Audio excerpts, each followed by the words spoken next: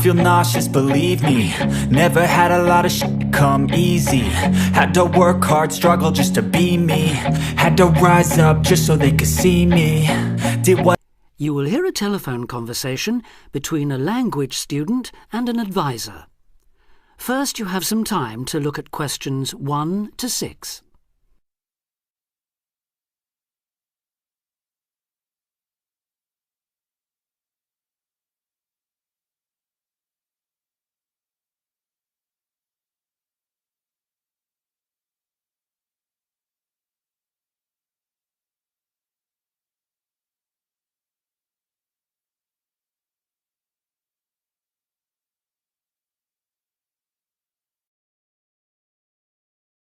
Now we shall begin. You should answer the questions as you listen because you will not hear the recording a second time. Listen carefully and answer questions 1 to 6. Homestay Language Learning, Lisa McDowell here. How can I help you? Hello, my name's Dan. Hello, Dan. And I'm going to be living with a family in Edinburgh for 3 months, so I'd like some advice on what to bring with me. I'm flying in via Singapore on the 15th. Right. Well, perhaps most important of all are your documents. Vaccination certificate, sponsor's letter, and the certifying letter from us for immigration. Yes, I've got all those in order, I think. What I'm really wondering about are money and clothes and things for my room. Personal effects, in other words. OK, let's start with cash. You'll already have money in your bank account here, of course, but make sure when you get here you have some cash on you. Pounds, that is, not euros or dollars. How much do you suggest? I'd say 50 as an absolute minimum. OK. Now, the next thing is which clothes to bring. What do you think? Well, as I'm sure you know, it can get pretty cold here, so you will need some warm clothing. There are shops near here that sell winter clothes quite cheaply, so you really don't need to bring much. Do make sure, though, that you have at least one thick sweater and a jacket with you when you arrive here. The temperature's likely to be a lot lower than in Singapore. Thanks for the warning. Now, something else I'm not sure about is whether to bring my computer. It's a laptop, so it won't take up much room. 2 problems. Firstly, it might not be compatible with the electricity supply in this country. And secondly, there's a risk of it getting broken in transit. Someone travelling here had hers smashed only last month. But surely I can carry it as hand luggage. Usually, yes, but because of all the tight security right now, you may have to check it in. So my advice is to leave yours at home. OK, I think I will. Is there anything else you'd advise against bringing? Well, you won't need household or cooking things. They'll all be provided. And importing food, of course, isn't allowed by customs, though I imagine you already knew that. Well, yes. But there are 1 or 2 things I'd suggest you find room for in your suitcase. Yes? Perhaps a few of your favourite cassettes or compact discs. Of course, you might be able to find them in the shops here, but then again, you might not. That's a good idea. Anything else? Yes. Some photographs of people and places that are special to you could be nice. They can really make your room feel like home. It's just a thought. I'll see if I've got a few good ones. Before you hear the rest of the conversation, you have some time to look at questions 7 to 10.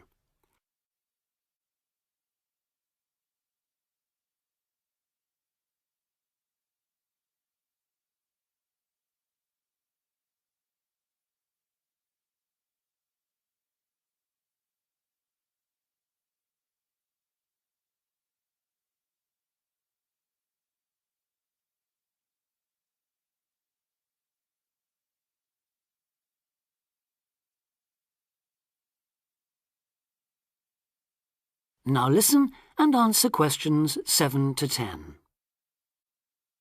Just a few points about packing. Make sure all your cases are clearly labelled, in English, with your host family's name and address.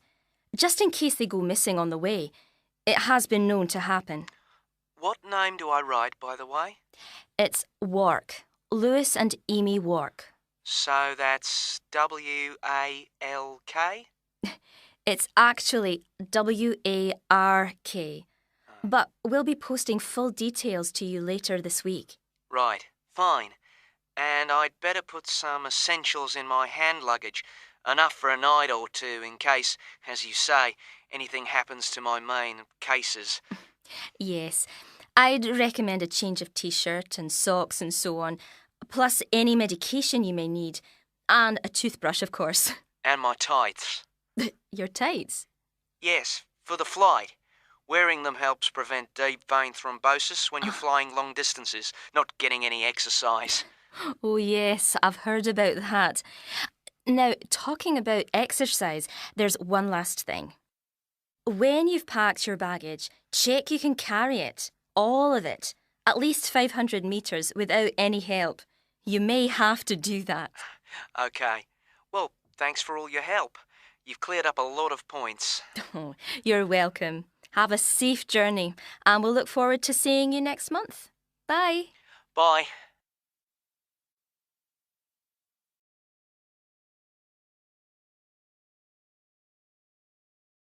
That is the end of part 1.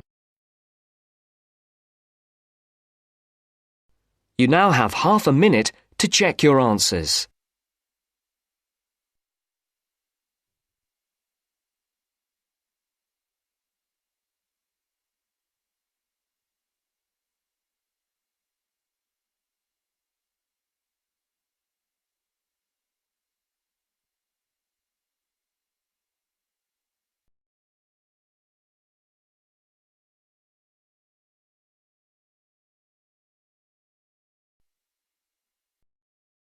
Now turns to part 2. Part 2. You'll hear a lecturer talking to students about a printing process. First, you have some time to look at questions 11 to 15.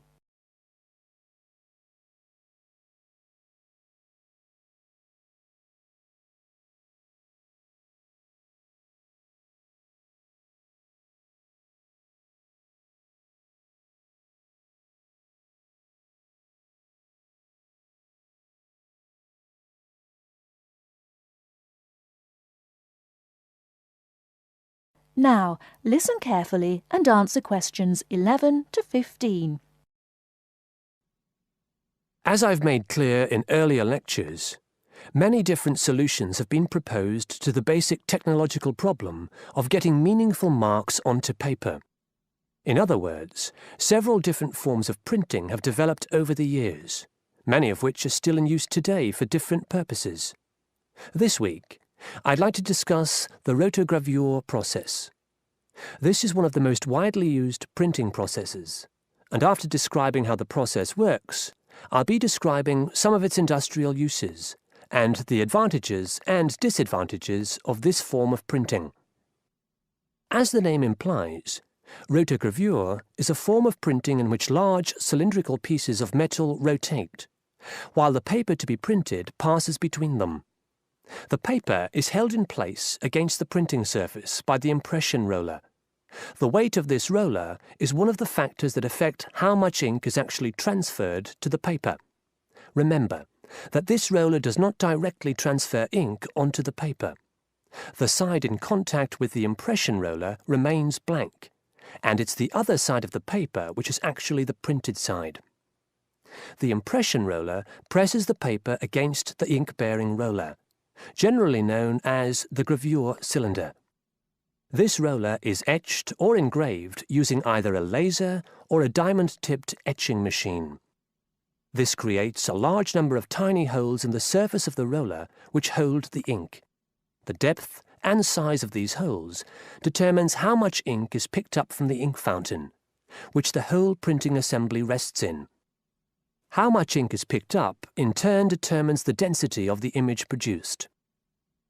As it rotates, the lower roller picks up more ink on its surface than is required, and this needs to be removed before contact with the paper.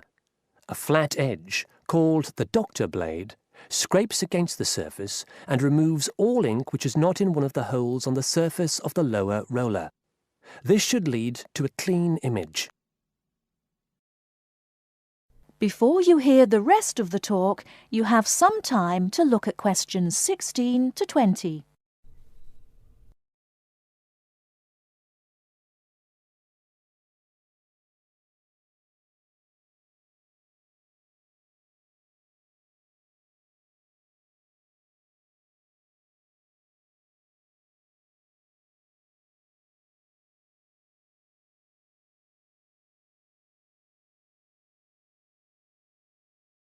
Now listen and answer questions 16 to 20.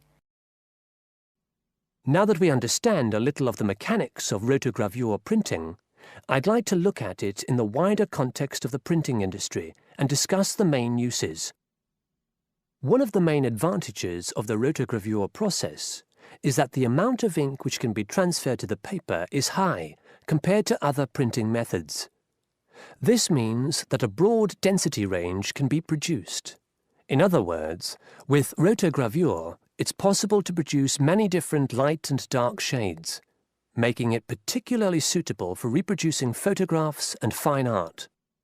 For shorter print runs, some other processes may give a finer image, but rotogravure is ideal for jobs that involve printing, for example, 1 million magazines. One common place where you'll see printed matter that has been produced by rotogravure is in the advertising material that is often inserted into Sunday newspapers. Of course, it's not just paper that can be printed by rotogravure. It's a very flexible process, since the rollers used can be made to any size required. Whether it's consumer packaging or large rolls of floor covering that need to be printed, rotogravure is a relatively cheap, quick method that is used in a variety of industries. This isn't to say that rotogravure is without its disadvantages. Probably the main drawback is the fact that, with large areas of colour, the dots are visible, even without using any kind of magnifying aid. Now, does anyone have any questions about the rotogravure process? That is the end of part 2. You now have half a minute to check your answers.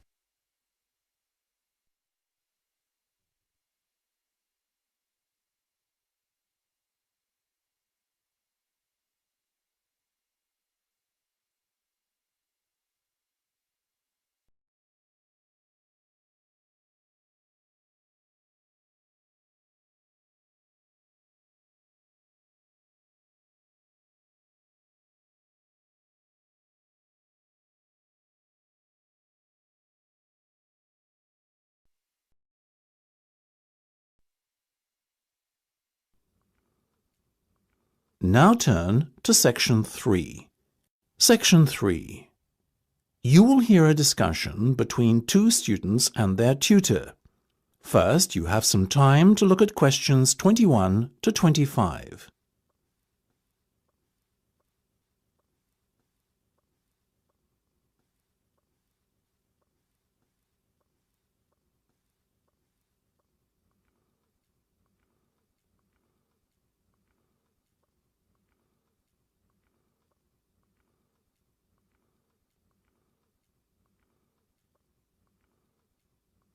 Now listen carefully and answer questions 21 to 25. Okay, guys. First off, well done. That was a very good presentation yesterday. Now I'm just going to ask you questions about it before I give you my feedback. That okay? Sure. Of course. Right. Well, in that case, tell me, Niall, why did you choose to talk about Rafael Nadal? To tell you the truth, I didn't. I think I'd better let Sheena handle this one. Sheena? Yes, it was my decision to pick Nadal. Now, that might be a strange choice for a presentation entitled Someone Who Inspired Me to Study Psychology, but... Yes, but I was going to say, it does seem rather an odd choice. Was it simply down to the fact that he's a sporting hero of yours and so a role model? You talk about him a lot, Sheena, so this much is clear. It's true.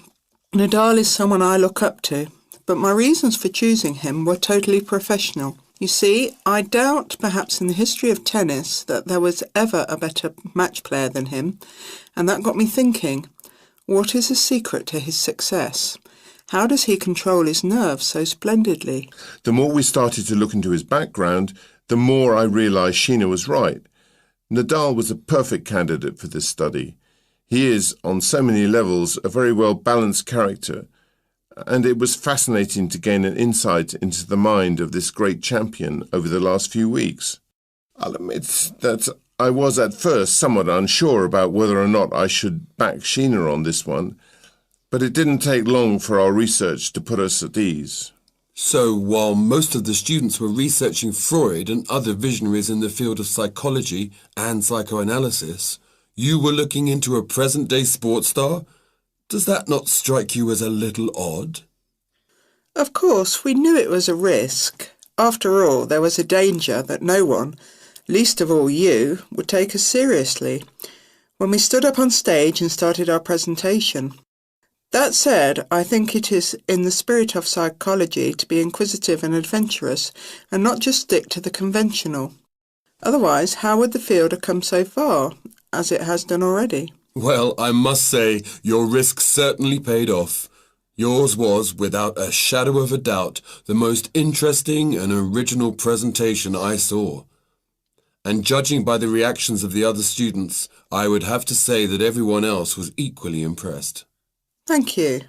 I'm so glad you think so.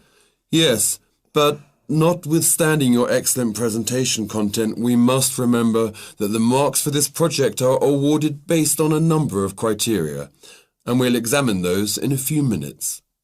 But first, another question. Where did you find your sources? Well, and I don't quite know how we managed it, but we were able to secure a face-to-face interview with Nadal while he was over here for the Wimbledon Tennis Championship, so we weren't reliant on newspaper articles and interviews or any other forms of secondary sources. We did, however, find the library's sports archive an invaluable backup aid to help us fill in the gaps and piece together our interpretation of what makes Nadal such a mentally strong champion.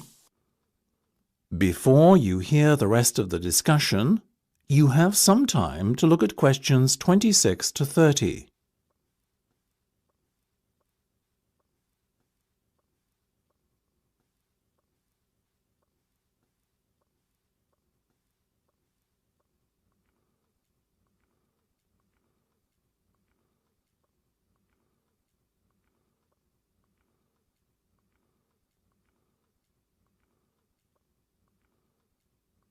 Now listen and answer questions 26 to 30. Okay, well, as I said, congratulations again for your excellent work. Now it's time for my feedback. The first area where marks were awarded is in your use of equipment. I felt that had you not been a little too reliant on the overhead projector, and had you, for example, used the interactive whiteboard and audio equipment a little more effectively, you would have received top marks in this section. As things stand, though, your use of equipment was still very satisfactory. It's just a shame as it was an opportunity missed to score full points. The next area I was asked to assess is content. As you might have guessed, I simply can't fault you on that. Highly original work, so well done. As for your timing, I felt that the two of you were a little too over-rehearsed, so the presentation felt, at times, a little robotic. That said, again, it was very satisfactory, and you would get full points for effort. Sadly, though, there is such a thing as trying too hard, and that cost you top marks here, I'm afraid. Oh, I see. Right. What was particularly impressive, though, was the thick handout you'd prepared for everyone. I took it home to read through it afterwards, and it was very well written. But not alone that, it also enhanced my experience of the presentation itself on the day, as I was able to refer to the handout for further information on what was being discussed and to answer any questions I had. Very nice.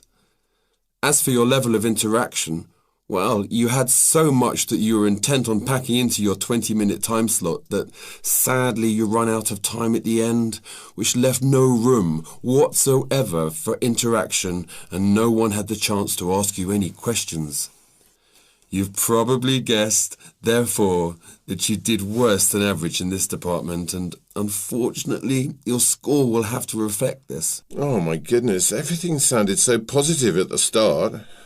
That is a big disappointment. We worked so hard. Now, don't be so quick to get deflated.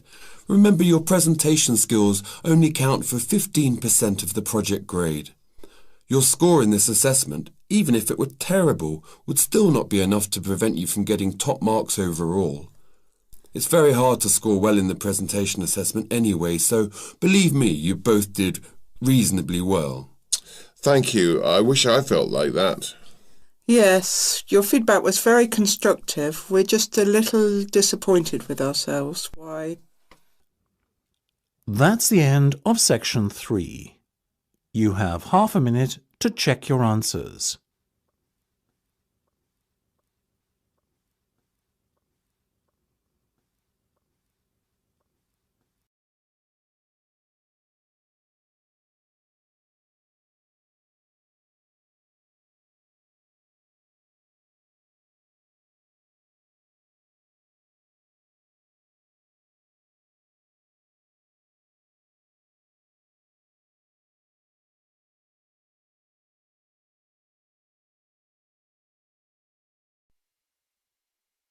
Now turns to Part 4. Part 4.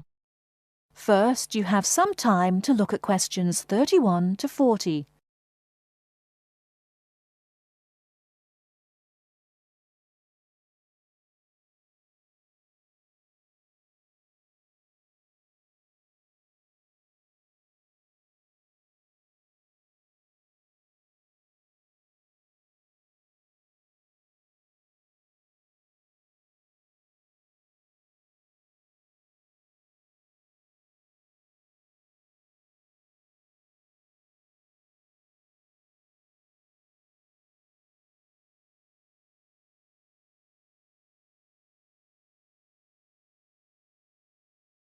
Now listen carefully and answer questions 31 to 40. The word thesaurus comes from Greek and means treasure house. So, to tell us more about Roget's thesaurus is linguist Dr. Cindy Channer.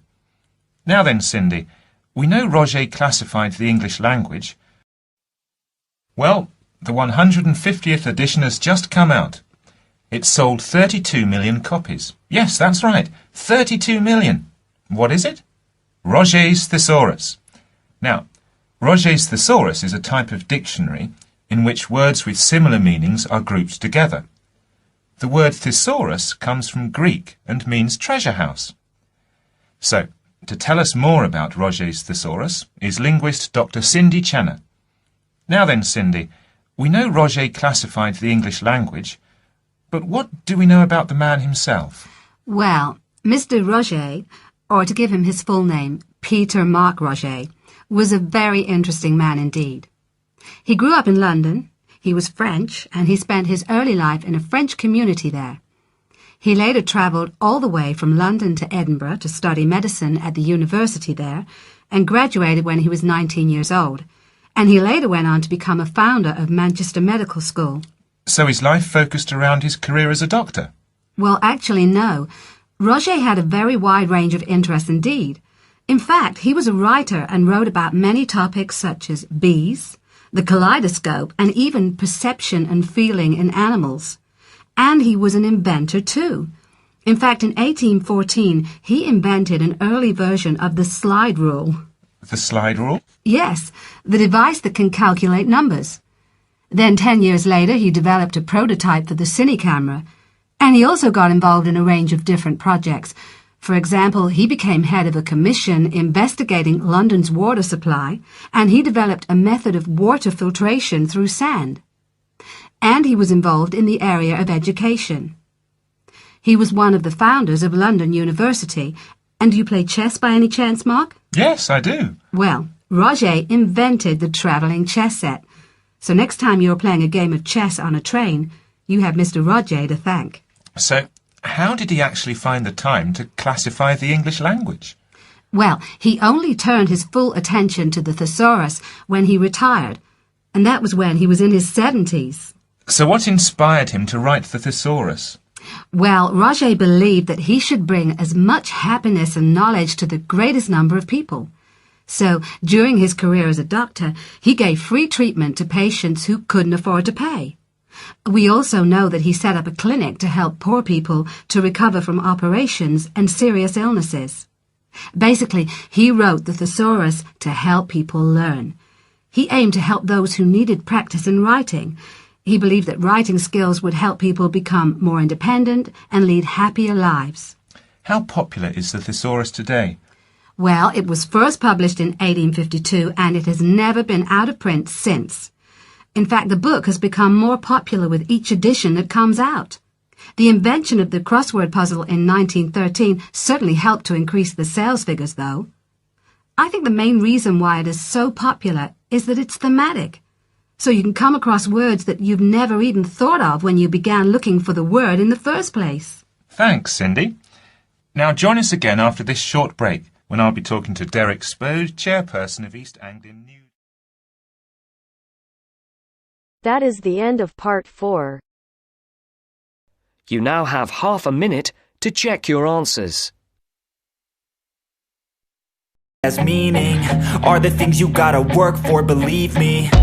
Take into your hands a plan, your own hands can land your own brand. And damn, I feel like no one takes accountability. They want the credibility, convincingly unwilling to put in the hours it takes to get some power. Don't be f***ing sour, take a cold shower, scream until you're louder, work until you're prouder, and f*** all the doubters, they're just your downers. I swear to God they all... So this is the statement. The table gives the information on the types and frequency of health issues at Today Electronic in 2010. This is named Today Electronics in 2010.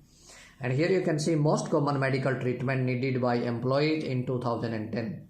And here you can see number of cases at Today Electronic. Number of cases, male employees, female employees. Male employees, minor and then required hospitalization. Female employees, minor and required hospitalizations. And these are health issues, foot injuries, arm and hand injuries, ingested chemicals, hearing problems, foreign body in eye. Okay, so these are the name of health issues. These are the health issues. Fine. So that's how I have started it. I have rephrased. This is introduction. The rendered table figures out the number of health issues that employees suffered from at Today Electronic. This is the name of it's Today T capital. You can write Today Electronic along with cases of treatment required in 2010. Here you can see needed employees 2010. So treatment required in 2010. So this is how I have rephrased it. This is very nice way to start your bar graph or your line graph for your table. So this is how I have written overview. Overall, it is noticeable or it is notable. Notable, that's fine. It is notable that the majority of male employees suffered from more number of injuries and is in need of hospitalization as compared to female. So here you can see male employees and here you can see suffered from more number of injuries. So here you can see 23 foot injuries and then ingested injuries you can see 42, hearing problem 31, foreign body in eyes 54 as compared to female. So male employees suffered from more number of injuries and is the need of hospitalization as compared to females, and need of more hospitalization also because you can see required hospitalization. 2 in foot injuries people got hospitalized, 1 arms and that 1 arms, and here are just total 5 people and here more than 15 people got hospitalized in male, and here there were just 5 people got hospitalized if we talk about female employees. Okay, and these are minor injuries, and these are required hospitalized means serious injuries. All right. So now it's time to explain. So main body paragraph 1. It can be easily observed that both male and female worker faced foreign body in eye accounted for 54 and 24 cases respectively. You can see minor 54 and male employees and then female employees 24. So they accounted for most, you can see 54 and 24 cases respectively. Similarly, ingested chemical were the second most common injury, and this is ingested chemical mean 42 male employees and 24 female employees got minor injuries, and 2 got hospitalized in female, but just 1 got hospitalized. It was serious one as in terms of male employees. So fine. Similar ingested chemical were the second most common injury faced by both, in which 42 males and 24 female were found victims. Interestingly, no male and female employees suffered from any arms and hand injuries. Arms and hand injuries, no male or female. Just 1 hospitalized. So just 1. So no male or female employees suffered from any arm and hand injuries. It was just 1 person hospitalized. Almost no, right here, almost no male or not no. Almost no, right, or almost no. However, where male experienced 31 cases of hearing problem, women witnessed only 13 cases. So here is hearing problem. You can see male employees, that is 31. The male employees and female employees number is just 13. So here we got women witnessed only 13 cases. Similar was in case of foot injuries, where mere 2 cases were registered by female employees. So foot injuries, here we can see just 2 female employees got injured, and these were minor injuries. And then main body paragraph 2, examining further, 10 male workers required treatment under foreign body in eye health issues. 10 male workers. Here you can see when got hospitalized. Here you can see required hospitalization. So 10 male workers required treatment under foreign body in health eye issues. 10. And if we talk about female, that was just 3.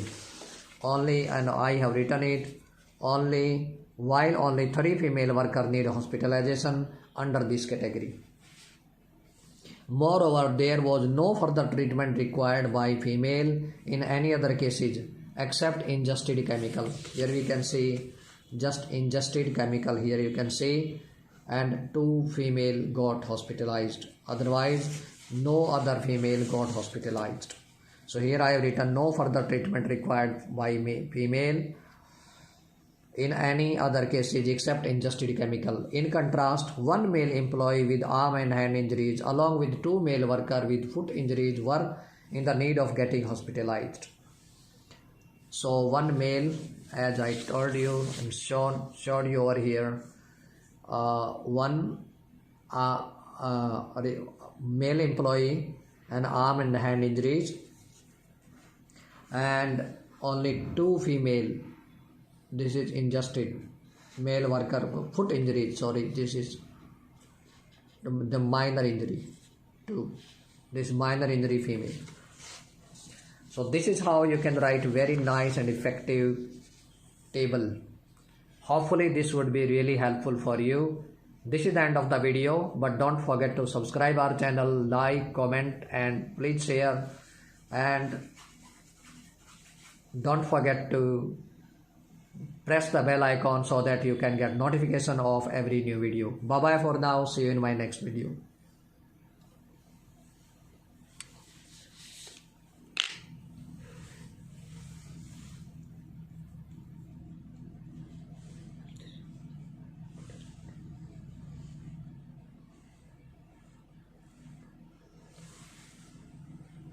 Health issues at today electronics.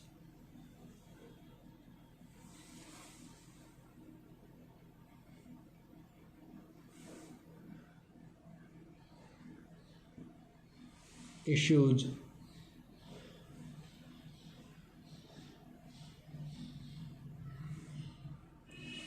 Table.